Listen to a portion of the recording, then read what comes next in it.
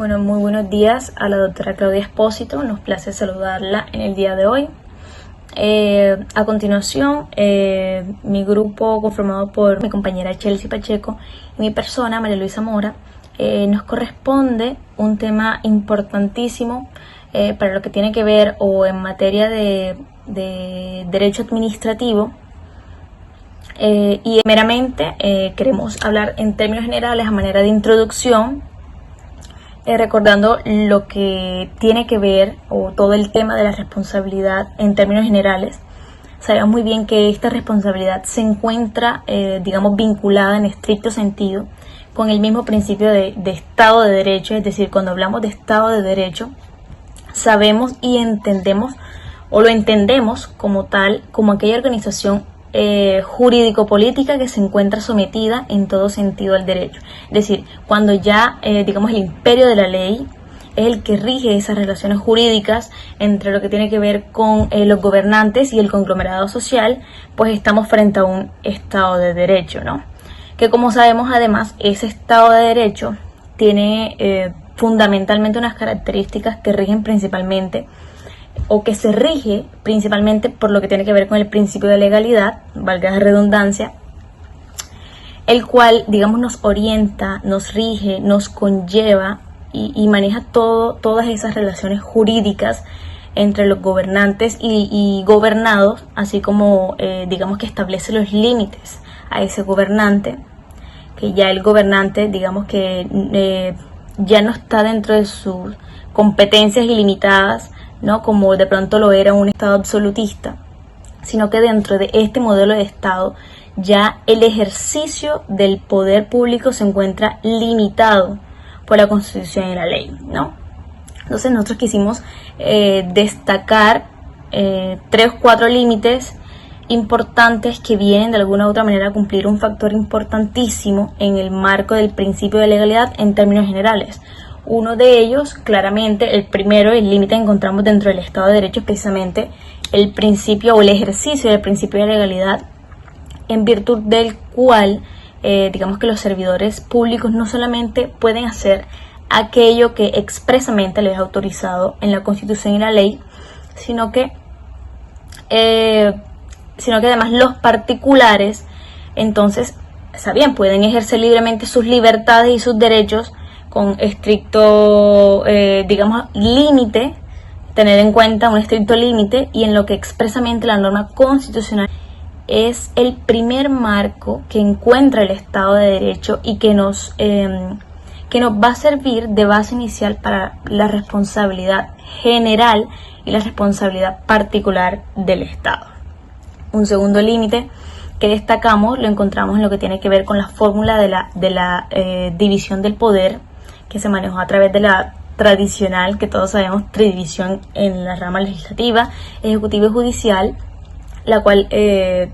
también sabemos que está inspirada por esos filósofos del siglo XVII y que, que el poder debe estar dividido para que sea el mismo poder el que controle el poder, pero que la Constitución colombiana de 1991 encontró, un acápite adicional que dice que en virtud del cual, además de esas ramas del poder público, claro, existen unos órganos autónomos independientes que también ejercen unas funciones separadas de la rama del poder público, ok. Pero también debemos entender que aun cuando estos órganos autónomos independientes deben de alguna u otra manera colaborar armónicamente para que se den o para que se cumplan esos fines del Estado, ¿no? Para que haya un cumplimiento expreso de esos fines del Estado. Una tercera característica tiene que ver con el control de la actividad pública. Es que debemos entender, y es que todas las actividades del Estado, todas las funciones que son ejercidas por el Estado, están bajo o son sujetos de control. Es decir, no hay ninguna actividad, no hay ningún servidor público, por importante que sea, que no se le ejerza, vigilancia sobre la actividad o función que desempeñen, cualquiera que sea. Y eso hay que tenerlo muy en cuenta. Otra característica importantísima es claramente el reconocimiento, la protección y la garantía de los derechos de las personas. Es decir, que los miembros del conglomerado social, es decir, los habitantes del territorio, tienen unos derechos y unas garantías y unas libertades que el Estado no solamente debe protegerlas, sino que debe garantizárselas para que puedan ser ejercidas dentro del marco, digamos, de la libertad, ¿no? Entonces, es a partir de estos principios, de estas características o factores, como lo queramos llamar, bases, de los cuales emana lo que tiene que ver con el principio de responsabilidad. Entonces, a manera de conclusión, como abrebocas de esta exposición, diremos que el Estado de Derecho es ese soporte general de todo principio de responsabilidad. Y en ese sentido, el Estado es responsable claramente de su accionar o de su omisión, es decir, nace el principio de responsabilidad. Y este principio de responsabilidad encuentra, digamos, unas características y unos límites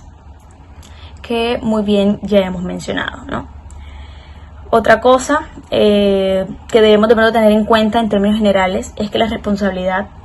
de manera general puede ser de dos clases. Como bien sabemos, existe una responsabilidad jurídica y además existe una responsabilidad moral. Esa responsabilidad moral claramente está ligada precisamente a esos principios éticos y morales, pero nosotros nos vamos a enfocar en lo que tiene que ver específicamente con la responsabilidad jurídica propiamente dicho, ¿no? Y en este caso, cuando hablamos de esa responsabilidad jurídica, hacemos o haremos énfasis en la responsabilidad civil, que muy bien la desenvolvemos, la caracterizamos en estricto punto en lo que tiene que ver con, desde el estricto punto de vista, digamos, de lo que tiene que ver con el patrimonio, es decir, desde el punto de vista patrimonial, ¿sí? Ahora bien, como sabemos, existen dos tipos de responsabilidades. Está una responsabilidad civil contractual y existe una responsabilidad civil extracontractual. Ambas claramente obligan al Estado a generar obligaciones frente a las cuales el Estado tiene que responder, claro. Pero es la responsabilidad de la que haremos énfasis, de la que hablaremos a lo largo de la exposición, es lo que tiene que ver con la responsabilidad civil extracontractual. ¿Bien? Cuando hablamos de responsabilidad civil extracontractual, debemos decir que son aquellos, eventos en que, a pesar de que no ha obrado la voluntad del Estado para plasmar unas obligaciones, por ejemplo, en un contrato, o no ha obrado o no ha actuado la voluntad del Estado para plasmar una decisión, o por ejemplo en un acto administrativo que genere unas consecuencias jurídicas, es en ese evento, a pesar de que no se trata de ninguno de estos, o digamos que no hay alguno de estos anteriormente mencionados, existen algunos eventos en el que suceden o se pueden dar algunos fenómenos jurídicos que no tienen necesariamente que involucrar la voluntad del Estado para generar esa consecuencia jurídica, y ahí el Estado tiene que entrar a responder, ¿no? Entonces, digamos que a partir de la expedición de la Constitución Política de 1991, toda esta temática adquirió un fundamento constitucional, la responsabilidad del Estado, y viene a consolidarse precisamente en ese artículo 90, mejor conocido como la cláusula general de responsabilidad. Es, digamos, el principio angular de todo tipo de responsabilidad que se le imputa al Estado, y es precisamente en 1991 que se convierte en la última etapa, porque sabemos que este tema de responsabilidad viene dándose desde años atrás y cumpliendo o pasando por unas etapas de distintas responsabilidades o de distintos puntos de vista de responsabilidad. Y a partir de 1991, digamos que se da un cambio de paradigma con la entrada en vigencia de la Constitución Política. ¿Por qué? Porque con la entrada en vigencia, digamos que el tema de la responsabilidad extracontractual del Estado encuentra una expresa consagración, y eso es muy importante, una expresa consagración constitucional, y digamos que se busca que el Estado responda ya no necesariamente por una falla del servicio, como anteriormente era, sino que siempre que haya un daño antijurídico, independientemente de que haya o no haya falla en el servicio, el Estado tiene que entrar a responder. Como bien vemos en la pantalla, el artículo 90 es ese fundamento de la responsabilidad extracontractual del Estado, que consagra además la cláusula general de responsabilidad patrimonial del Estado. Nos dice: el Estado responderá patrimonialmente por los daños antijurídicos que le sean imputables, causados por la acción o la omisión de las autoridades públicas. Responsabilidad civil extracontractual del Estado, producto de la función pública. Digamos que el artículo 90 es el fundamento de la responsabilidad extracontractual del Estado y nos da además un régimen de responsabilidad consagrado en la Constitución Política de Colombia, que es importantísimo y que, como bien miramos, tiene dos elementos centrales. Primero, lo que tiene que ver con la noción del daño antijurídico, y lo segundo, que tiene que ver con su imputación al Estado. Entonces, a continuación, mi compañera Chelsea Pacheco estará comentándoles un poquito acerca de este tema. Bueno, hablando un poco del daño antijurídico, digamos que el daño es antijurídico, ¿verdad? Es el perjuicio provocado a una persona que no tiene el deber jurídico de soportar. Digamos que la Corte ha sostenido que es la elección de un interés legítimo, patrimonial o extrapatrimonial que la víctima no está en la obligación de soportar, por lo cual se reputa indemnizable. Digamos que hay que tener en cuenta que el daño antijurídico como fundamento del deber de reparación por parte del Estado, digamos que armoniza con los principios y valores del Estado social de derecho, dado que pues al ente estatal le corresponde como tal la salvaguarda de esos derechos de los administrados frente a la administración. Digamos que por otro lado, la postura acogida por la jurisprudencia en cuanto al Consejo de Estado, pues esta consagra que la fuente de la responsabilidad patrimonial del Estado es un daño que debe ser antijurídico. No porque la conducta del autor sea contraria al derecho, sino más bien porque el sujeto que lo sufre, ¿verdad?, no tiene el deber jurídico pues de soportar ese perjuicio. Razón por la cual pues se reputa indemnizable, como anteriormente lo veníamos hablando. Digamos que de tal manera que la responsabilidad del Estado pues reposa en la calificación del daño que se causa y no en la calificación de la conducta pues de la administración como tal. Digamos que en el segundo elemento podemos hablar de la imputación al Estado. En cuanto a esta, se puede imputar a una acción u omisión de una autoridad pública. Digamos que debe, por lo tanto, existir un título que pues permita su atribución a una actuación u omisión de una autoridad pública. En cuanto al Consejo de Estado, pues este ha sostenido al respecto a este segundo elemento que la imputación está ligada, pero no se confunde con la causación material, por cuanto en ciertos eventos es por eso que se produce una disociación entre tales conceptos. Esa es la razón por la cual para imponer al Estado esa obligación pues de reparar un daño es menester que además de constatar la antijuridicidad del mismo, pues el juzgador elabore un juicio de imputabilidad, pues que éste le pueda permitir de una u otra manera pues encontrar un título jurídico distinto de la simple causalidad material, pues que legitime la decisión como tal. Digamos que a partir de la consagración de la cláusula general de la responsabilidad, como lo podemos ver en el artículo 90 de la Constitución Política, la jurisprudencia de la Corte Constitucional pues ha delimitado dos elementos centrales de dicha responsabilidad. Esto es la acción del daño jurídico y la imputación pues al Estado como tal. Ahora bien, un tema que digamos que se nos hace importante destacar o estudiar como una ramificación o una ratificación de la autonomía del tema de responsabilidad administrativa y de su sometimiento al derecho público es lo que tiene que ver con la responsabilidad por daño jurídico, fundamentándose claramente en la Constitución de 1991, en su artículo 90, como anteriormente hemos mencionado, que consagró, digamos, de manera expresa esa responsabilidad del Estado sobre la base de ese concepto de daño antijurídico. Entonces queremos hacerlo de manera independiente porque finalmente es la base o lo que en principio se tiene en cuenta para hablar teóricamente y prácticamente de lo que tiene que ver con responsabilidad civil y extracontractual. De acuerdo a la jurisprudencia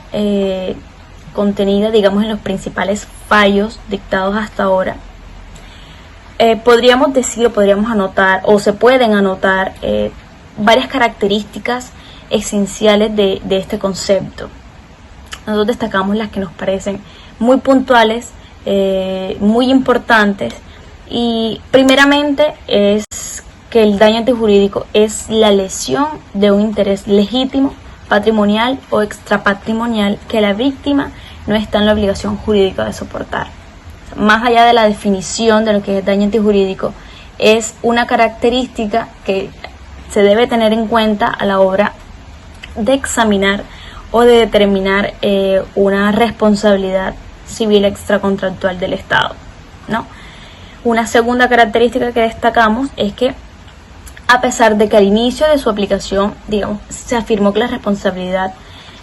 por daño antijurídico es de carácter objetivo, adicional a ellos, digamos que se ha consolidado la idea de que el daño antijurídico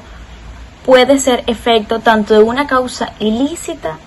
como también de una causa lícita, por lo cual entonces comprende en principio, digamos, los regímenes ya conocidos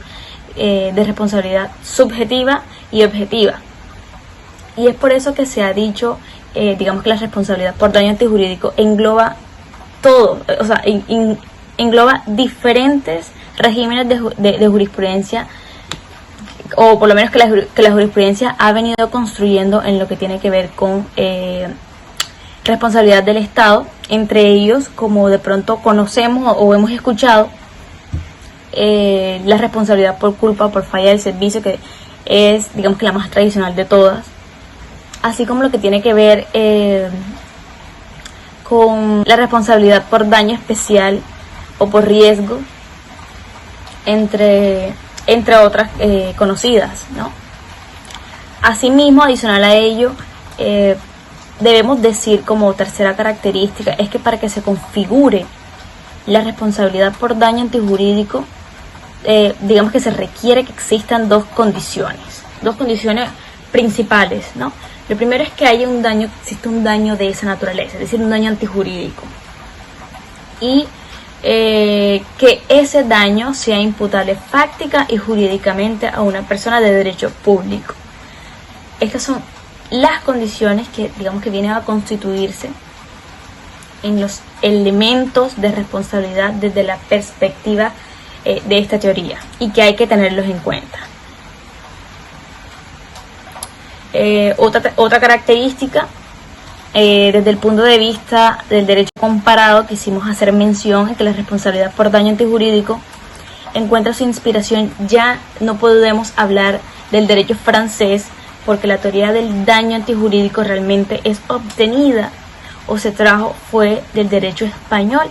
más puntualmente del artículo 106 de la Constitución Española de 1978. Un dato importante, un dato que debemos tener en cuenta y quisimos traer a colación. Otra característica es que desde el punto de vista del derecho interno actual, esa concepción de responsabilidad no solo encuentra su fundamento en el artículo 90 de la Constitución, sino que, digamos, que ella armoniza con todos los principios constitucionales, principios de solidaridad, consagrado en el artículo 1 de la Carta Política, de protección a las autoridades de la República, de la vida, honra y bienes de todas las personas, que lo encontramos en el artículo 2, de igualdad, incluso garantizando en el artículo 13 constitucional, y de garantía de la propiedad privada, muy importante, y todos esos demás derechos adquiridos con arreglo a esas digamos, esas leyes civiles consagrados por ejemplo, en los artículos 58 y 83 de la misma carta. Es una característica que destacamos y que nos parece sumamente importante.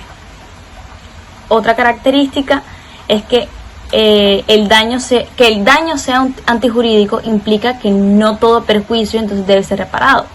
pues solo será aquel que sea antijurídico. Si no es antijurídico, pues entonces no debe ser reparado. Y para cuya, digamos, calificación habrá que acudir entonces a los elementos propios del daño, así como también a la verificación de la ausencia de causales digamos, de justificación que hacen que la persona tenga que soportarlo. Entonces, eso para temas o para determinar la responsabilidad civil extracontractual debemos tenerlo en cuenta. Ya por último y finalmente, digamos que para calificar un daño como antijurídico, se exige que el daño cumpla con los demás requisitos que tradicionalmente se requieren para su indemnización, como como lo es el carácter cierto y personal del daño, como las condiciones de existencia de un perjuicio que es indemnizable, hablando propiamente. Bueno, en cuanto a la responsabilidad estatal y la efectiva garantía pues de los derechos, principios y reglas constitucionales definidos democráticamente por la voluntad popular, es decir, el poder constituyente. En cuanto a este tema, digamos que los derechos previstos en la Constitución democrática pues tienen una estructura normativa de principios. Digamos que no valen únicamente por la relación que existe entre el Estado y el ciudadano, sino mucho más allá de eso. Digamos que para todos los ámbitos del derecho no solo pues adquieren su importancia por estar consignados en el texto constitucional, sino también principalmente en la medida en que son garantizados pues por el mismo Estado, a tal punto que si éste los desconoce pues los amenaza o los vulnera, pues debe responder por tal daño que se le presentó o que permitió que se le presentara a ese ciudadano como tal. Digamos que al respecto, pues la doctrina ha señalado que la responsabilidad de la administración pues tiene varias funciones. Y aunque cada autor y cada ordenamiento jurídico pues privilegia algunas sobre las demás o toma partido por solo una de ellas, digamos que entonces como funciones de la responsabilidad del Estado pues se destacan las siguientes que voy a mencionar a continuación. Como lo podemos ver en la pantalla, tenemos la primera, que es la A, nos habla de la punitiva. Digamos que esta nos habla de que el Estado pues es castigado cuando causa un daño, con la finalidad de que nunca vuelva a cometer una acción o una omisión reprochable que afecte los derechos e intereses jurídicamente pues que se está protegiendo, que se busca garantizar como tal. En la B tenemos la preventiva. Y digamos que esta lo que busca es que la administración pues evite la materialización de esos daños antijurídicos que afectan los derechos, y no solamente los derechos, sino también las garantías constitucionales pues que son protegidos, y pues estos deben ser efectivamente garantizados por el mismo Estado. Como C, tenemos del control social. Y aquí hablamos básicamente es la responsabilidad pues que se concibe como un mecanismo pues para poder evaluar ese comportamiento de esas instituciones públicas. De esa manera exista ese control, porque pues cada una de ellas, de esas instituciones públicas, deben respetar y de esa misma manera garantizar la efectividad de esos derechos, que no se les violen esos derechos a los ciudadanos, para que pues estas tengan un control efectivo de esa responsabilidad. En la D podemos encontrar la económica, y digamos que esta pues explicada por el Coleman, digamos que hace mención de que la responsabilidad extracontractual pues articula un marco de permisos y precios, digamos de una u otra manera, de juicios sobre los que pueden hacer los individuos y los precios pues que estos deben de pagar por hacerlos. Entonces por eso podemos decir que los objetivos económicos de la responsabilidad extracontractual pues son la reducción de riesgos, los costes primarios, la dispersión de riesgo, que serían los costes secundarios, y digamos de una u otra manera que el propósito del derecho de daños debería ser más que todo esa minimización de estos costes. En la E encontramos la solidaria, y esto básicamente es que en algunos autores, pues consideraban que la solidaridad no es un axioma que permite pues la creación de fondos de la reparación administrativa, sino que también pues un fundamento filosófico y estructural pues de la responsabilidad, y por lo tanto pues el deber normativo pues es de reparar íntegramente ese daño irrogado como tal. En la F tenemos la reparadora, que esta pues hace menciones en buscar de una u otra manera, busca es indemnizar o compensar esos daños causados por las entidades públicas a los derechos de los particulares. Es reparar en realidad esos daños que han causado pues esas entidades públicas. En la G tenemos que es la transformadora, y digamos que en estas situaciones de post-conflictos o de violaciones a derechos humanos, pues en contextos en los cuales la doctrina pues ha desarrollado pues ese concepto de reparaciones transformadoras o reparaciones dirigidas a promover esa transformación democrática con un esfuerzo por articular no solamente la justicia correctiva, sino la justicia distributiva en el diseño de esa implementación de los programas de reparación para evitar este tipo de daños. Digamos que la responsabilidad busca es alejándose de la pretendida reparación integral, más que todo busca es armonizar esas nociones clásicas de la justicia correctiva y distributiva y poder ponerlas en práctica como tal. Y por último tenemos la reparación integral. Esta busca, como su palabra lo indica, indemnizar y reparar todas esas afectaciones causadas a los derechos de esas víctimas, a tal punto que se deje en las condiciones, ¿verdad?, en las que se hallaba antes de producirse el daño, que ese daño, antes de que se produciera, se pudiera dejar en esas condiciones como tal, a esas afectaciones causadas pues a esos particulares como tal. Y bueno, con esto pues culminamos nuestra exposición. Gracias por su atención. Y bueno, eso sería todo por hoy.